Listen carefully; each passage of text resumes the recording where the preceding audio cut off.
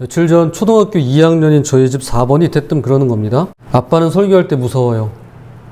갑작스런 돌직구에 급 당황했으나 애써 태어난 척하면서 그건 설교 내용이 진지해서 그런 거란다 라고 하자 이번엔 그래서 정색하면서 하는 거군요 라면서 본인이 아는 단어를 다 가져와서 마치 완벽하게 이해했다는 표정으로 이번엔 핵직구를 날리고는 바람처럼 사라졌습니다. 화장실에서 곰곰이 생각해봤습니다. 무시무시하고 두려운 것은 벌어지고 있는 현실과 그에 대한 내용이지 제가 아니거든요. 저는 무서운 사람이 아닙니다. 저는 두려움의 대상이 아니거든요. 그런데 저를 보면서 무섭다고 하는 반응은 뭔가 잘못된 것입니다. 예수님의 말씀이 아무리 두렵고 떨리는 것일지라도 예수님이 무서우신 분이라고는 생각해 본 적이 전혀 없습니다. 아무리 심각하고 두려운 내용을 전하게 되더라도 그 사실을 전하는 나 자신이 무서운 사람처럼 되지는 말아야겠다. 그래서 주의해야겠다 싶은 생각이 들었습니다. 오늘도 사뭇 진지하고 무거운 이야기 나옵니다. 그런데 자칫 무섭게 보이지 않도록 또 조심하면서 말씀을 한번 나눠보도록 하겠습니다. 고대 이스라엘에는 1년 동안 7번의 절기가 있었습니다. 가장 처음에 등장하는 것이 유월절입니다. 하나님께서 이스라엘을 애굽의 노예 생활에서 건지셨던 날, 애굽의 모든 장자가 죽임을 당하죠. 그때 이스라엘을 구원하신 것을 기념하는 것이 바로 유월절입니다. 신명기 16장 1절 아비벌을 지켜 내 하나님 여호와께 유월절을 행하라. 이는 아비벌에 내 하나님 여호와께서 밤에 너를 애굽에서 인도하여 내셨습니다. 유월절입니다. 그리고 유월절 다음 날부터 무교절이 시작이 되는데요. 이날은 7일 동안 누룩을 넣지 않은 무교병을 먹는다고 해서 무교절이라고 불립니다. 16장 3절 이래 동안은 무교병 곧 고난의 떡을 그것과 함께 먹으라. 이는 내가 애굽 땅에서 급히 나왔음이니 이같이 행하여 내 평생에 항상 내가 애굽 땅에서 나온 날을 기억할 것이니라. 애굽의 노예 생활 종살이를 모두 청산하고 애굽 즉 이집트를 빠져나올 때 그 긴박한 상황을 음식을 통해서 엿볼 수가 있습니다. 그 상황에선 보기 좋게 차려서 한 끼 맛있게 먹는다는 게 어렵죠. 그래서 그 순간을 기억하고 기념하며 지키는 절기입니다. 그들은 지금도 유월절과 무교절이 되면 이집트의 노예 생활의 고통을 상징하는 쓴나물 고역과 누룩을 넣지 않은 납작하고 딱딱한 무교병, 마짜라는 것을 먹으면서 선조들의 고통을 되새깁니다. 홍익희 작가에 따르면 3000년이 훨씬 지난 현재에도 유대인들은 매년 봄 일주일의 유월절과 무교절 기간에는 발효식품을 식단에서 뺀다고 합니다. 성경에서 발효된 식품을 먹지도 집에 보관하지도 말라고 했기 때문에 그렇습니다. 이 기간에는 이스라엘의 슈퍼마켓이나 가게에서 빵처럼 생긴 빵을 구할 수가 없다라고 합니다. 심지어는 맥도날드나 피자 같은 곳에서도 딱딱한 나무토막 같은 햄버거와 피자가 나온다고 합니다. 유교절, 무교절 다음에 오는 절기는 50일 동안 지속되는데 7일이 7번 지나간다고 해서 칠칠절이라고 불립니다. 9절 10절입니다. 7주를 세일지니 곡식의 낫을 대는 첫날부터 7주를 세어 내 하나님 여호와 앞에 칠칠절을 지키되 이 칠칠절이 바로 오늘 7월 첫 주에 우리가 맞이하는 맥추절입니다. 사실 우리가 고대 이스라엘의 절기를 지키거나 하지 않습니다. 유월절, 무교절, 나팔절, 속죄일, 장막절 우리 이런 거 지키지 않습니다. 이거 왠지 이단스러워요. 실제로 이단에서는 지금도 이것들을 강조하면서 지키고 있죠. 그러나 예수님 이후 교회가 새로워지고 복음이 전파되면서 고대 이스라엘의 절기 대신에 교회 절기를 새롭게 만들었습니다. 주연절, 대림절, 성탄절, 사순절, 부활절, 성령강림절이 그것이죠. 그런데 이거 하나만큼은 빠뜨리지 않고 지키는 것이 있는데 바로 오늘 맥추절입니다. 물론 절기로 하지 않고 맥추 주일로 지키고 있죠. 이날이 그만큼 중요한 이유는 7번의 안식일, 그 다음 날, 즉 50일이 되는 날이 신약에 오면 예수님께서 부활 승천하시고 이어서 성령님께서 강림하시는 바로 그날과 일치하기 때문에 그러합니다. 이날이 오순절이죠. 그러니까 칠칠절, 맥추절, 오순절은 모두 같은 날입니다. 그런데 엄밀히 따지면 맥추절은 2개로 나뉘어져 있습니다. 무교절 다음 안식일이 지나고 그러니까 50일의 첫날 보리를 벤 이삭을 통째로 가져와서 하나님께 곡식단을 바쳐서 제사를 드리는데 이것이 맥추절의 시작입니다. 그래서 첫 열매를 드린다고 해서 초실절이라고 부릅니다. 그리고 이 보리 이삭을 드린 후에 7 안식일 다음 날 그러니까 50일이 되는 날 그때는 밀추수를 한 다음에 그것으로 빵 2덩이를 만들어서 성전에 가져와 제사를 드리는데 7일이 7번 지나갔다고 해서 칠칠절, 즉 맥추절의 끝이 되는 것입니다. 이 둘 사이의 간격이 50일이고 이 기간을 통칭해서 맥추절이라고 부르는 것입니다. 결국 맥추절은 보리와 밀을 수확하고 추수하는 기간으로 그곳에는 언제나 풍요로움이 넘쳐났던 것입니다. 풍요로움. 사실 오늘날 우리의 삶이 그러하죠. 먹을 것이 넘쳐나다 못해 남아돕니다. 그래서 과거 수십 년 전만 해도 못 먹어서 문제가 생겼다면 지금은 오히려 너무 잘 먹고 너무 많이 먹어서 이것이 건강상으로나 사회적으로나 큰 문제가 되기도 합니다. 그런 의미로 오늘 맥주주의를 맞이하면서 추수와 관련해서 즉 식량과 음식에 관해서 말씀을 나누고자 합니다. 속으로 대답해 보시기 바랍니다. 경제협력개발기구 OECD가 있습니다. 거기에 우리가 포함되어 있는데요. 그 OECD 국가 중에 식량 대란이 벌어지면 가장 심각한 위기를 맞이하게 될 나라가 어디일까요? 최재천 교수는 그 나라가 우리 대한민국이라고 여러 차례 경고한 바 있습니다. 우리 대한민국입니다. 우리는 쌀과 달걀을 제외하고는 거의 모든 걸 외국에서 사다 먹습니다. 저는 안 사다 먹는데요? 저희 집에는 닭이 있는데요? 저희 집에서 상추 뜯어 먹는데요? 네, 그거는 그냥 여러분 드시는 거죠.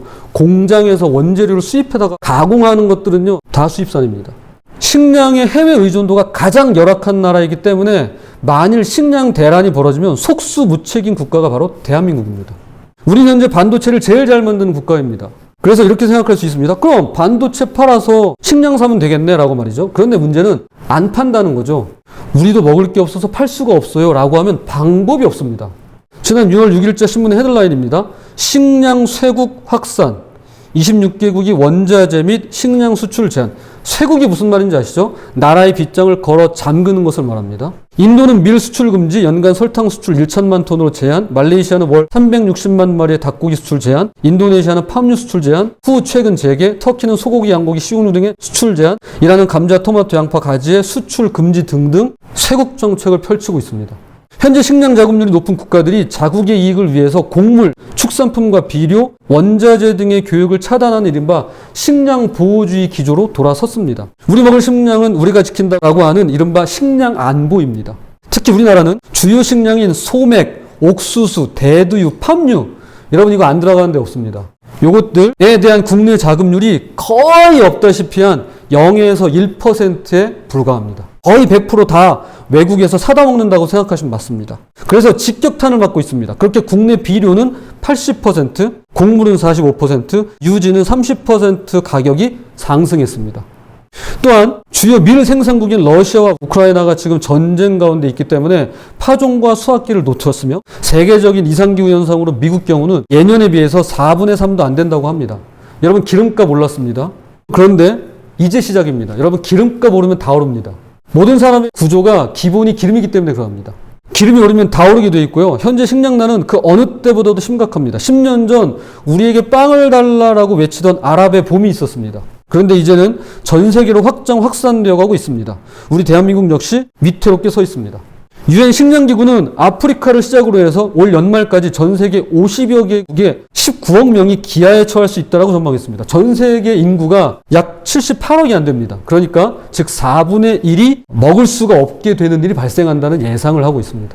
불과 몇십 년 전만 해도요, 산업이 발전한 나라들은 식량을 사 먹었습니다. 그런데 지금 실제로 보면 식량을 수출할 수 있는 나라는 두 종류인데요. 하나는 우크라이나와 같이 식량 생산을 많이 하는 곡창지대를 가지고 있는 나라입니다. 그리고 또 하나는 그런 나라를 빼고 전부 잘 사는 나라들이 식량을 수출합니다. 그래서 미국, 캐나다, 프랑스, 호주, 독일 등이 밀 수출 10위 안에 다 들어갑니다. 잘 사는 나라가 식량을 수출합니다. 이런 나라들이 산업도 발전했지만 식량 생산도 굉장히 많이 합니다. 식량 자급률이 높은 것이죠. 그런데 잘 사는 나라 중에 우리나라도 포함되어 있습니다. 문제는 우리는 상황이 매우 안 좋다는 것입니다. 식량 자급률이 현저하게 낮기 때문에 그러합니다. 인간의 생리적 욕구에는 크게 세 가지가 있다고 합니다. 식욕, 성욕, 수면욕. 여러분은 이 세 가지 중에 무엇이 가장 강한 욕구라고 생각하시나요? 한번 스스로 생각해 보시죠. 식욕, 성욕, 수면욕. 나한테 뭐가 제일 강할까? 1950년 안셀키스의 실험 결과에 따르면 단연코 식욕입니다. 제 아무리 성욕과 수면욕이 강해도요, 식욕이 충족된 후에나 비로소 다른 욕구들이 생겨난다는 것을 밝혀냈습니다. 식욕이 1번입니다.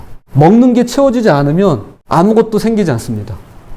빅토르 위고의 소설 레미제라블에서 주인공 장발장은 19년 동안 감옥살이를 합니다. 그토록 오랜 세월을 죄수로 지낸 데에는 그가 용서받지 못할 흉악한 범죄를 저질러서가 아닙니다. 잘 아시는 바와 같이 굶주린 누이와 7명의 조카들을 위해서 빵 한 조각을 훔쳤기 때문에 그가 감옥살이를 했습니다. 뭐요? 빵 한 조각. 식량 대란이 터지면 산업이 아무리 발달해 있어도 결국 먹을 게 없기 때문에 난리가 일어날 수밖에 없습니다. 오늘은 고대 이스라엘의 맥추절을 기념하는 맥추 주일입니다. 50일간 잘 익은 보리와 밀을 거두고 수확하는 풍요로운 시간입니다.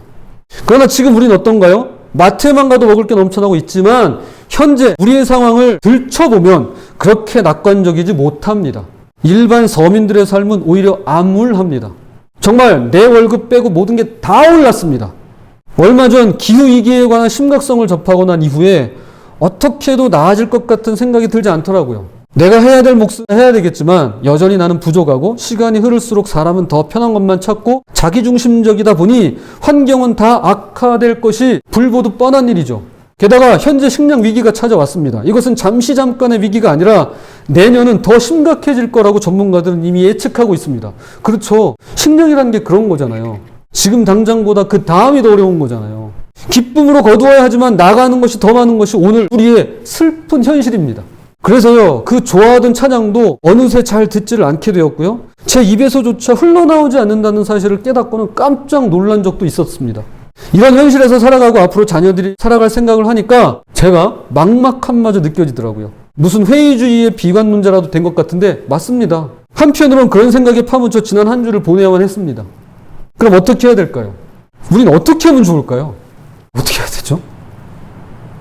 혹시 나는 잘 살고 있는데?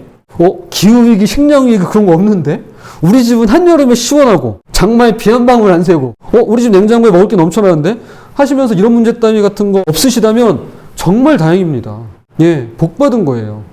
하지만 그런 분들 제외하고 풍요로워야 할 맥추절이 풍요롭지 못하고 거두어들이기는커녕 지출되고 나가는 게 더 많고 지금도 지금이지만 앞으로의 삶이 더 염려되고 걱정되며 그래서 때로는 암울하고 막막함마저 느끼시는 분이 저 말고도 혹시 이 자리에 계신다고 한다면 우리 어떻게 하면 좋을까요?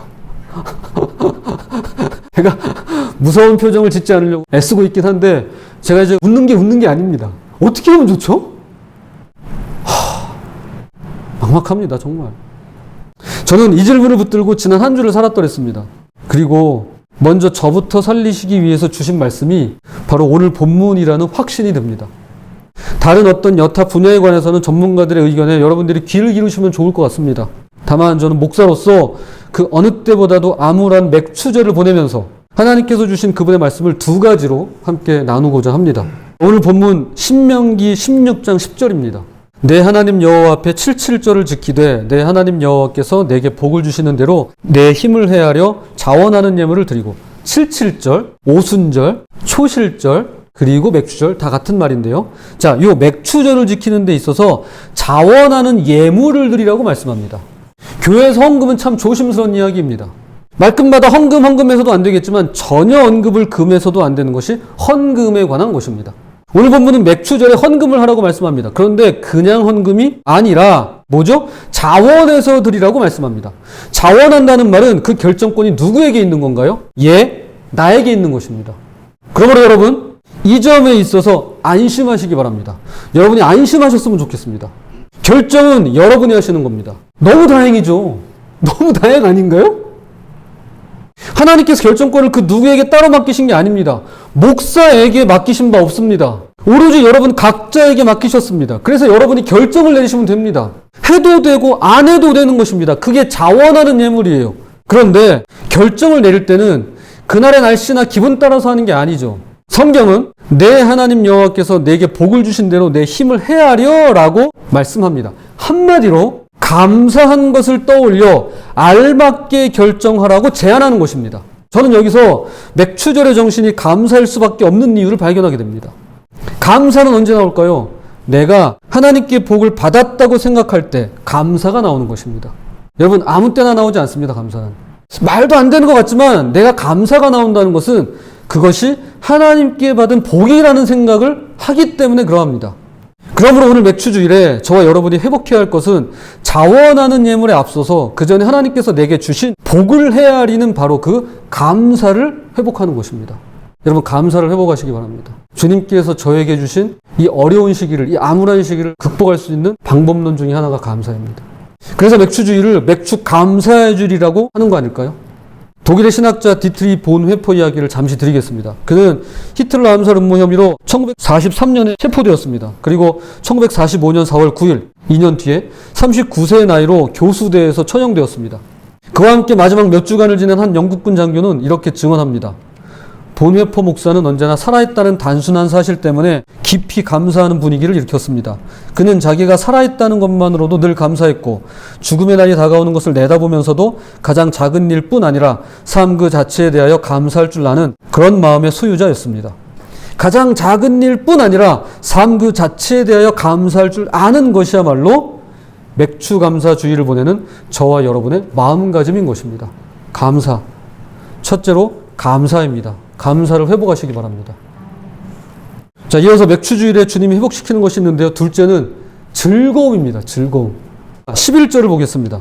너와 내 자녀와 노비와 내 성중에 있는 레위인과 및 너희 중에 있는 객과 고아와 과부가 함께 내 하나님 여호와께서 자기 이름을 두시고 택하신 곳에서 내 하나님 여호와 앞에서 즐거워할지니라. 암울한 현실에 빼앗아가는 것은 비단 하나님께서 베풀어 주신 복에 대한 감사만이 아닙니다. 우리 각자가 누려야 하고 함께 나눌수록 커지는 즐거움이 그것입니다. 지난 금요일 목회자 체육대회 일로 연예본부가 있는 청주에 다녀왔습니다. 날씨가 얼마나 쾌청하고 아름답던지요. 조수석에 앉아서 도로를 바라보는데 저 앞에 구름이 너무 예쁜 거예요. 정말 예술이었어요. 그리고 제 머리 위로 구름이 가까이 떠 있는 겁니다. 손을 뻗으면 금방이라도 닿을 것만 같더라고요. 제 키가 조금만 더 컸어도 이렇게 잠을 있었을 것 같은데 아쉽더라고요. 그리고 어제 토요일입니다. 아이들을 연풍에 내려주고 돌아오는 길에 이대 수련관 앞을 이렇게 지나가는데 어쩜 그렇게 새소리가 예쁜지요? 깜짝 놀랐습니다. 큰 소리로 노래를 하는데 반갑다고 환영하는 것 같기도 하고 잘 가라고 인사하는 것 같기도 하고 소리가 너무 고와서 기분이 좋아지는데요. 꾀꼬리 같은 새소리에 제 입꼬리가 이렇게 올라가더라고요. 저도 모르게 얼굴에 웃음꽃이 활짝 피었습니다. 여러분, 이런 즐거움을 회복하시기 바랍니다. 일상의 즐거움. 또한 나눔의 즐거움이 있습니다. 어제 무더운 날씨 요 앞에서 펜스를 설치하는 공사가 있었습니다. 저와는 무관하지만 바로 집 앞에서 공사를 하시는데 얼마나 수고가 많으세요. 그래서 마침 앉아서 쉬시길래 바카스를 한 병씩 가져다 드렸습니다. 그런데 그게 뭐라고 진심으로 고마워하시는 거예요. 물론 전기 빼달라고 해서 전기 쓸 수 있게 해드렸고요. 편하게 일하시라고 교회차도 이틀간 다른 곳 주차했습니다. 고마워하는 것이 당연할 수도 있겠죠. 그런데 바카스 하나에도 진심 어린 감사가 느껴지니까요. 오히려 제가 다 부끄러워지더라고요. 제 손이 부끄럽더라고요. 이 선물. 바카스 말고 좀 더 좋은 거 드릴 걸. 너무 고마워하시는데, 제가 부끄럽더라고요, 정말. 그래서 한편으로 제 기분이 좋아지는데, 이렇게 하기를 너무 잘했다. 말 하나라도 따뜻하게 하기를 잘했다. 뭐 하나라도 배려하기를 잘했다. 비록 별거 아니고 지극히 작은 거지만 나누기를 너무 잘했다 싶더라고요. 이것이 바로 작지만 나눔의 즐거움 아니겠습니까? 모든 사람과 함께 나눔의 즐거움을 느낄 수 있는 것은 아닙니다. 그렇지 않더라고요. 그런데 이런 순간들이 간혹가다 있습니다. 진심으로 감사하는 분들을 만나면 특별한 즐거움을 경험하게 됩니다. 주님이 저를 회복하신 것이 바로 이 두 가지입니다. 감사 그리고 즐거움.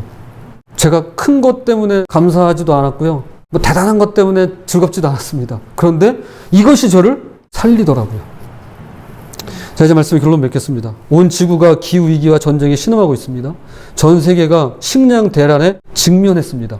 오늘이 맥주주일이에요. 하필이면 이날 하나님은 저와 여러분에게 과거를 한번 돌아보라고 기억해 보라고 말씀하십니다. 신명기 16장 12절. 너는 애굽에서 종되었던 것을 기억하고 이 규례를 지켜 행할지니라. 우린 한때 죄의 종이었고 진노의 자식이었습니다. 그러나 지금은 예수님을 믿음으로 영접하고 주님의 자녀가 되었습니다. 그리고 느리지만 그분의 자녀답게 변해가고 있는 중입니다. 신분의 변화와 더불어 삶의 변화가 지금 현재 진행 중에 있습니다. 공사 중이라고 표현하면 더 정확할까요? 우리는 지금 공사 중이에요.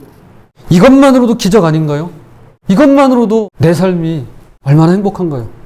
받은 복을 기억하시며 살아있음에 감사하시기를 바랍니다. 또한 일상의 즐거움과 작지만 나누고 베푸는 즐거움을 회복하시며 이 땅에서 만나는 위기와 어려움 그리고 암울하고 또 막막함 속에서도 믿음의 발걸음을 한 발 한 발 주님 따라 내디디시는 그런 저와 여러분이 되시기를 주님의 이름으로 축복합니다.